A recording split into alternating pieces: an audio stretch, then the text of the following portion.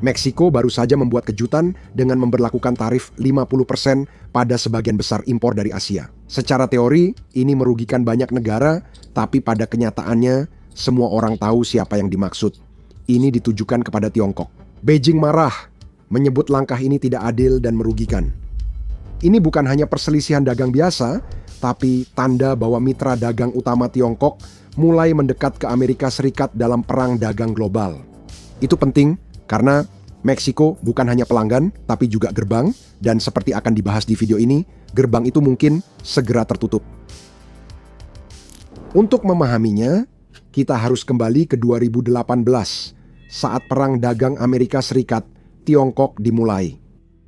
Pada pemerintahan Trump pertama, Amerika Serikat menerapkan tarif besar pada impor Tiongkok, menjadi masalah besar bagi Beijing. Sejak itu, Tiongkok mencari jalur alternatif untuk menghindari tarif, dan Meksiko sangat cocok karena punya perjanjian perdagangan bebas dengan Amerika Serikat.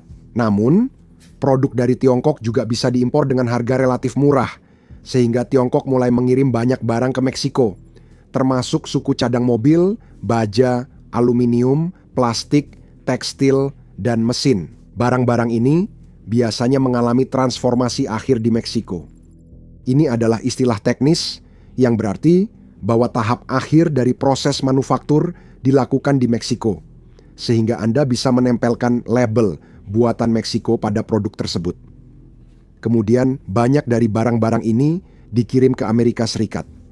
Tiongkok kemudian menjadi sumber impor utama Meksiko. Menurut Dallas Fed, Meksiko mengimpor barang senilai $130 miliar dari Tiongkok pada tahun 2024, naik dari kurang dari 80 miliar pada tahun 2017. Sementara itu, Meksiko menggantikan Tiongkok sebagai sumber impor terbesar ke Amerika Serikat. Meskipun pada kenyataannya, sebagian besar dari impor tersebut berasal dari Tiongkok. Bagaimanapun juga, jalur belakang Meksiko ke pasar Amerika Serikat sangat penting bagi Tiongkok karena mengurangi kerugian dari perang dagang. Namun, Meksiko bukan hanya jalur belakang ke Amerika Serikat, negara itu sendiri juga sedang menjadi mitra dagang yang berharga bagi Tiongkok. Saat konsumen Meksiko mulai membeli lebih banyak produk Tiongkok 1 dekade lalu, tak banyak yang menduga merek mobil Tiongkok akan ada di showroom Meksiko. Kini, merek Tiongkok seperti BYD semakin banyak ditemukan. Meksiko juga menawarkan banyak peluang investasi bagi perusahaan Tiongkok. Perusahaan-perusahaan ini menghadapi kekurangan dan kenaikan biaya tenaga kerja, namun di Meksiko 20% lebih rendah dan tenaga kerja lebih melimpah. Karena itu, banyak bisnis Tiongkok berinvestasi di Meksiko, membangun pabrik dan memindahkan jalur perakitan. Dari sisi perang dagang, langkah ini juga cerdas.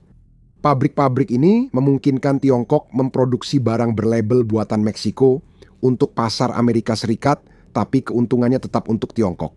Namun, pentingnya Meksiko bagi Beijing membuat tarif baru ini sangat menyakitkan. Kebijakan ini bukan hanya penyesuaian, tapi benar-benar menutup pintu dan langsung berdampak, terutama pada penurunan penjualan. Tarif tinggi tak hanya membuat barang lebih mahal, tapi juga bisa menghancurkan permintaan seluruh kelompok produk. Jika mobil Tiongkok naik harga 50%, mobil Eropa atau Amerika jadi terasa tidak semahal itu dibandingkan. Kedua, semua perusahaan Tiongkok yang berinvestasi di Meksiko akan menghadapi tahun sulit. Gangguan mendadak pada rantai pasokan bisa membuat investasi mereka menjadi beban. Namun, celah bernilai miliaran dolar dari Tiongkok ke Amerika Serikat tampaknya telah berakhir. Lalu, mengapa Meksiko memberlakukan tarif ini? Sekilas, makin banyak mitra dagang bagi Meksiko tampak baik. Namun, tarif 50% pada Tiongkok mungkin justru langkah cerdas. Cerita ini memiliki banyak lapisan.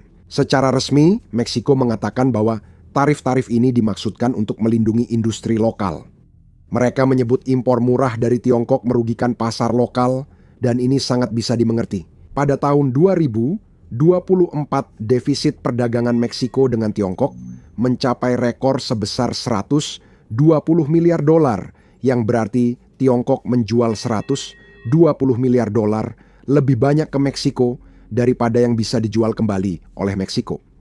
Sekarang, defisit perdagangan sebenarnya tidak selalu buruk, tapi dalam kasus ini, hal itu sangat aneh. Anda mungkin berpikir Meksiko dengan upah lebih rendah dari Tiongkok akan mengekspor lebih banyak produk ke Tiongkok. Dan ada beberapa keluhan yang sah dari pihak Meksiko di sini, karena Tiongkok tidak bermain secara adil dalam hal ini.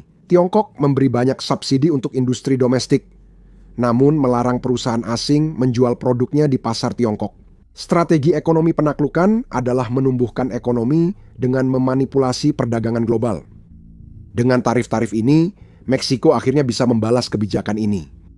Kisah ini menggema di kalangan pemilih Meksiko karena mereka marah pada kesenjangan perdagangan yang makin besar.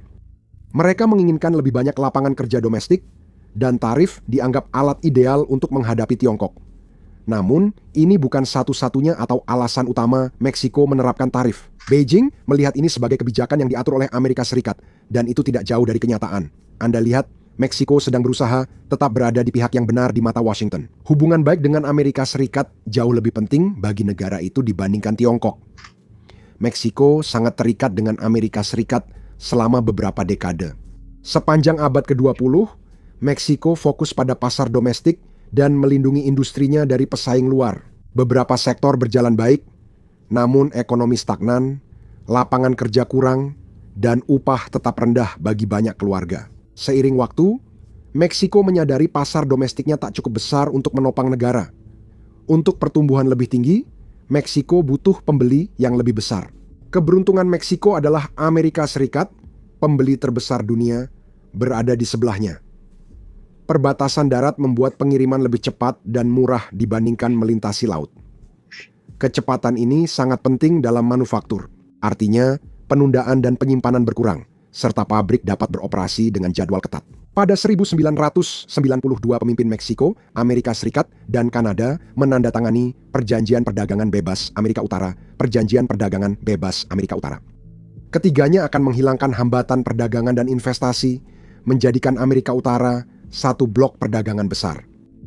Setelah itu, Meksiko membangun ekonomi dengan fokus ekspor ke utara dan pertumbuhan pabrik di wilayah perbatasan. Pabrik-pabrik ini membuat mobil, elektronik, peralatan rumah, dan barang industri. Banyak pabrik dirancang untuk rantai pasokan Amerika Serikat dengan suku cadang dan barang setengah, jadi sering melintasi perbatasan selama produksi. Meksiko pun menjadi basis utama produksi Amerika Utara. Meksiko mengirimkan sebagian besar ekspornya ke utara, sekitar 4 dari setiap $5 ekspor. Meksiko dan Amerika Serikat merupakan mitra dagang terbesar. Perdagangan terbaru keduanya mencapai sekitar $840 miliar per tahun. Sebagai perbandingan, seluruh produk domestik bruto Meksiko adalah $1,86 triliun. Itu berarti hubungan dengan Amerika Serikat memengaruhi lapangan kerja di Meksiko, pertumbuhan ekonomi, dan arus barang sehari-hari. Kembali ke Tiongkok. Jika Meksiko kehilangan sebagian impor dari Tiongkok, harga akan naik dan beberapa pabrik akan merasakan dampaknya. Jika Meksiko kehilangan akses pasar Amerika Serikat, ekonominya akan hancur. Inilah struktur yang dihadapi Meksiko sekarang. Saat perdagangan global stabil, Meksiko dapat bermitra dengan Tiongkok dan Amerika Serikat. Namun jika terjadi persaingan, Meksiko harus memihak Amerika. Sejak 2018 tekanannya meningkat tajam akibat perang dagang besar antara Washington dan Beijing. Amerika ingin mengamankan rantai pasokan dan membatasi pengaruh Tiongkok di kawasan, serta butuh dukungan Meksiko. Amerika Serikat tak boleh membiarkan Meksiko jadi celah perdagangan. Meksiko harus dukung perang dagang atau perjanjian dagang bebas dibatalkan. Pejabat Amerika Serikat membunyikan alarm, dan pada 1 Februari 2025 Presiden Trump melakukan tindakan yang belum pernah terjadi. Dia memulai perang dagang dengan Kanada dan Meksiko, mengancam tarif 25% untuk semua impor dari kedua negara. Sebagian besar perdagangan tetap tidak terpengaruh berkat perjanjian dagang United States-Mexico-Canada Agreement 2020. Namun, Amerika Serikat menunjukkan keseriusan dan menguji loyalitas Meksiko dengan pesan yang jelas. Kamu harus memilih pihak kami dalam perang dagang atau kehilangan akses bebas tarif ke pasar Amerika. Namun, perang dagang ini bukan hanya buruk bagi Meksiko, justru sebaliknya. Amerika Serikat membutuhkan Meksiko untuk menggantikan banyak manufaktur dari Tiongkok, karena dulu sangat bergantung pada Tiongkok untuk berbagai produk seperti ponsel, furnitur, dan pakaian. Karena Amerika Serikat ingin mengurangi ketergantungan pada Tiongkok, mereka harus mencari manufaktur dari negara lain. Dan Meksiko adalah pilihan yang sangat praktis, karena memiliki pabrik, tenaga kerja, dan lokasi yang ideal. Meksiko punya komunitas bisnis mapan yang paham melayani pelanggan Amerika. Soal tarif, ini salah satu pilihan terbaik di pasar Amerika Serikat. Tarif efektif, Meksiko sekitar 4,7% dibandingkan dengan 37,1% untuk Tiongkok dan rata-rata sekitar 10% untuk dunia. Secara geopolitik, ini tidak terlalu berisiko. Dunia berubah cepat dan perdagangan global makin rapuh tiap hari. Pelaku bisnis sadar akan hal ini dan ingin memindahkan manufaktur lebih dekat ke konsumen, mengikuti tren nearshoring.